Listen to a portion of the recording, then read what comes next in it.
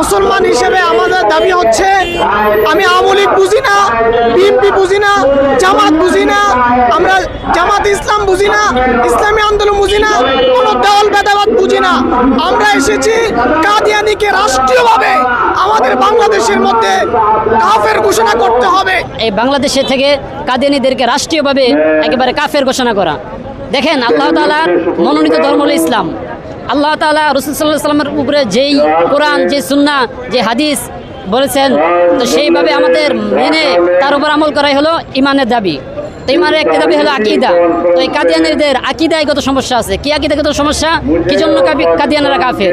কারণ তারা নবী মুহাম্মদ সাল্লাল্লাহু আলাইহি ওয়াসাল্লামকে খাতামুন নবিয়্যিন মনে করেন না। তারা গোলাম মির্জা আহমদ কাদিয়ানীকে তারা তাদের নবী বলে দাবি করে। আরেকটি তাদের বৈশিষ্ট্য হলো, তারা যেই গোলাম মির্জা আহমদ কাদিয়ানী আছে, সে নিজেকে নবী বলে দাবি করেছে এবং বলেছে নবী সাল্লাল্লাহু আলাইহি ওয়াসাল্লামের উপর যে বৈশিষ্ট্য রয়েছে তারও নাকি সেই বৈশিষ্ট্য রয়েছে। নাউজুবিল্লাহ।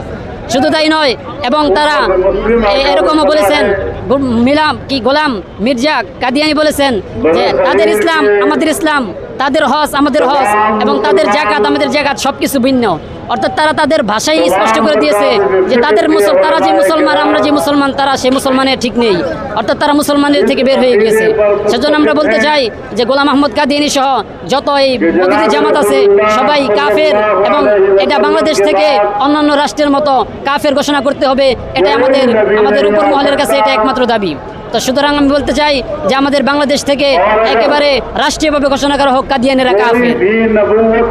মুসলমান হিসেবে আমাদের দাবি হচ্ছে, আমি আওয়ামী লীগ বুঝি না, বিএনপি বুঝি না, জামাত বুঝি না, আমরা জামাত ইসলাম বুঝি না, ইসলামী আন্দোলন বুঝি না, কোনো দল ভেদাভেদ বুঝি না। আমরা এসেছি কাদিয়ানীকে রাষ্ট্রীয়ভাবে আমাদের বাংলাদেশের মধ্যে কাফের ঘোষণা করতে হবে। যেরকম ভাবে পাকিস্তানের মধ্যে রাষ্ট্রীয়ভাবে কাফের ঘোষণা হয়েছে, সৌদি আরবের মধ্যে রাষ্ট্রীয়ভাবে কাফের ঘোষণা হয়েছে, সে একটা দাবি নিয়ে আজকে আমরা এখানে এসেছি। আজকে শুধু আন্দোলন করছি। আমাদের মুরব্বীরা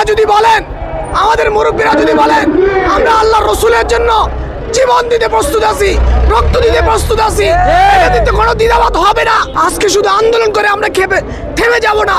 সামনে ইনশাআল্লাহ যদি প্রয়োজন হয় আমরা রক্ত দিব, জীবন দিব।